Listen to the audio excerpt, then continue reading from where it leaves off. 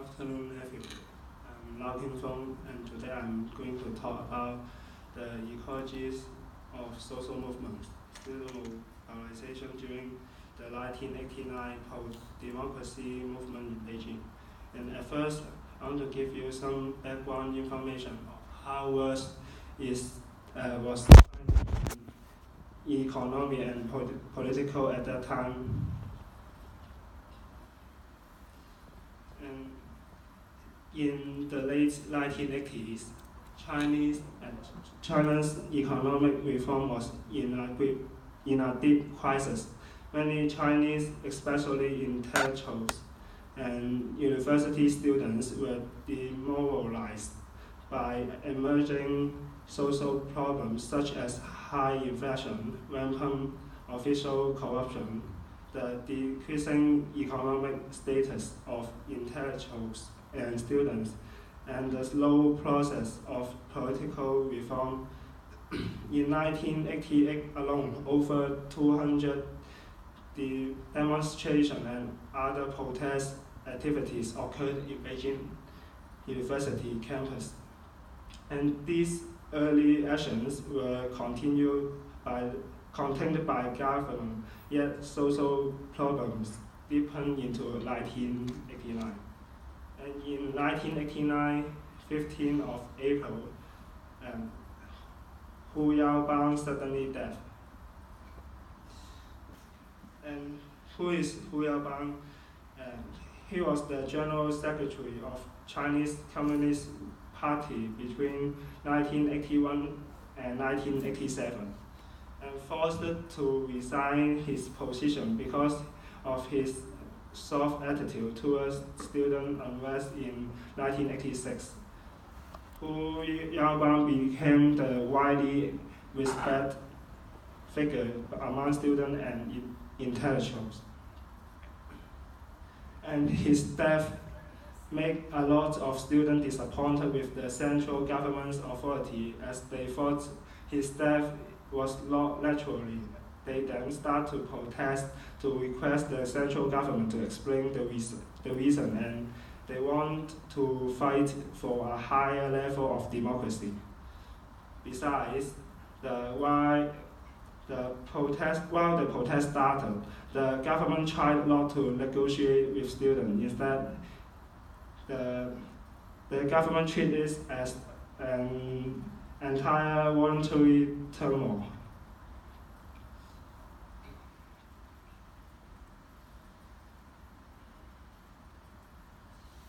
And when the movement expanded, the government toughened its attitude by publishing editorial in People's Daily editorial on April 26, which labeled the movement as an entire voluntary turmoil, agitated by a small number of people behind the scenes. Heretofore, people were discouraged by similar messages, which indicated an impending government repression. Yet to most people's surprise, instead of backing off, Beijing students defied the editorial with a large-scale demonstration on April 27. And for the above two reasons, it facilitated many students' opposing attitude towards the central government governing ideology.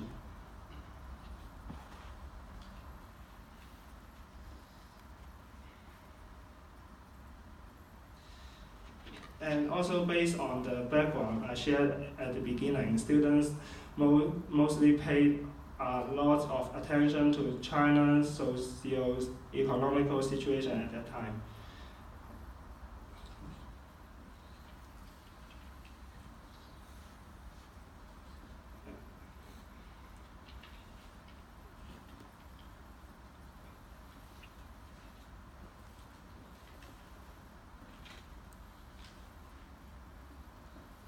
Is the timeline of the movement in 1989, and it mainly triggered since 15th of April, the death of Wu Yaobang while it was building up student force and sounds before the 27th of April. While the publishing on 26 April assists the breaking off of a successful large scale of demonstration on the 27th of April. And with the large scale demonstration on 27th of April, the success of its demonstration caused the government to adopt a soft strategy, which initiated worked well. With a limited compromise from the government, the movement quickly declined during early May. And there were about 300 students from Beijing University adopted a more radical tactic, the hunger strike. It started at 13th of May, where they occupied Tiananmen Square while during students' hunger strike, and with the ignoring attitude and the fruitless negotiation with the government, the participants were quickly expanded in Tiananmen Square. And on 19th of May, as the change of government strategy from soft to hard towards students' movement, with the martial law announced by the government, parents, different stakeholders of the society were worrying for the future of students. They all urged the government to negotiate with the students and wanted to protect their children from being hurt. The participants raised to hundreds of thousands, and it successfully stopped the army. And on the 3rd of June, as the command from the central government, the army got back and invaded to Tiananmen Square, ended the whole movement with numerous deaths of students. And seeing this, I want to share the ecology behind this successful large student movement. Although it finally defeated, but it was still a remarkable, significant movement at that time. I divide them into 6 criteria. And the firstly is the 6 criteria are the similarity and geographical of the university in Beijing, student living mode and attitude in university, dormitory culture, competition between university, connection between liaison men and student in the movements, and the routine set up by the student and interaction with the police. And at first, for the similarity and geographical university in Beijing University, all the university in Beijing are located in Highlands District, which they mostly built with same structure. For students, for the university, they were mostly self-contained with different rooms and facilities. The students didn't need to get out of the campus, and they can just live in campus and have more communication with each other. And for the next, there are some specific locations that students must get past between lessons or go back to their dormitory. The promotion held at these places get participants effectively. The third, the Western teaching style introduced in the prestigious university, which made their students contribute a critical thinking with comparing the economic and political system for the China and Western countries.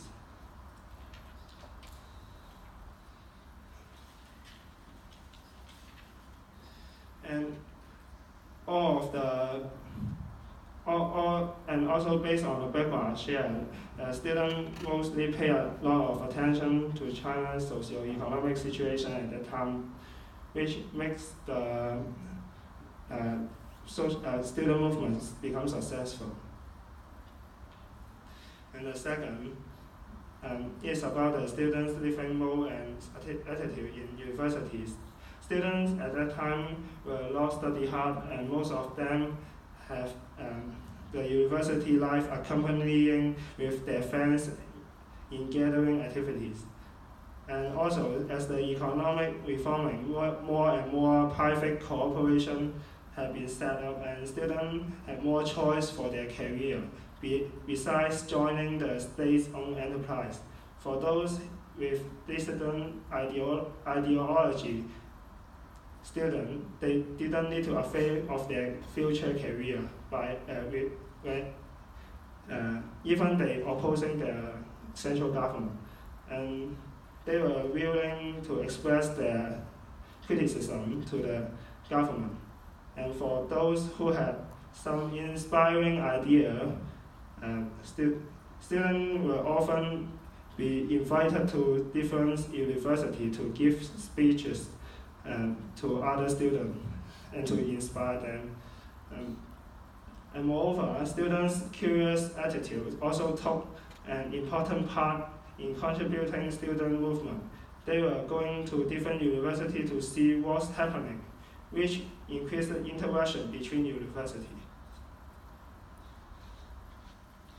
After that, dormitory culture also integrated many students' views. And as students are living with peers in dormitories, they were full of chance for them to exchange their ideas, while students would not simply agree with others casually. Once they were persuaded by one another, they helped spreading the ideology to other students. And with the concentrated distribution of the dormitory shown in the figure, the highlighted part, this is the place where the dormitory mostly located in, and they in the left corner of the figure, and the communication between students was so comfortable. And besides, as students were living with peers, they also need to endure peer pressure. Once their roommates asked them to help supporting the movement, it would be so difficult to reject. And for those who rejected, he or she would no doubt being isolated and coerced by other students. The dormitory culture actually helped contribute the solidarities between students and increased their confidence to participate in the high-risk movement. Furthermore, there was a keen inter-competition between universities at the time, and the universities are located so closely. And for those famous universities such as Beijing University, National People's University, and they were so willing to be the leader of the social movement, which they were eager to do some risky action in the movement, which made their university become more famous. And at that time, there were many slogans created by the students to place the university and attack the other. And here is an example. The most arrogant slogan for Beijing University was, "The whole nation does not fall asleep as long as Beijing University is still awake." And one student leader in Father commented on Beijing University in a father-centric way when Father demonstrated on the street on April 17. Beijing University was to Tiananmen the same evening, which students in Beijing University always feel they are different from other universities. And for the competition, it helps sustaining the students' enthusiasm in participating in student movement.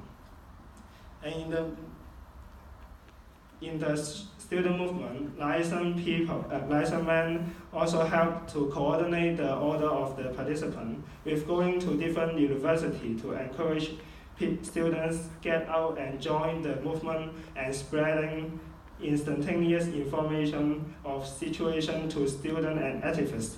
It makes students got more confidence with understanding their own safety and how possible they would sustain their occupation. And finally, the routine and the timing they actually work in the movement that made them overcome police stopping line successfully. The movement was started by students in National People's University, and the student movement set up in 3 routes. And showing the figure, the west route is Beijing University, National People's University, and Tsinghua University. And the middle is okay. And at first they work.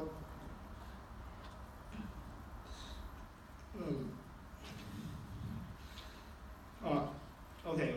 And I think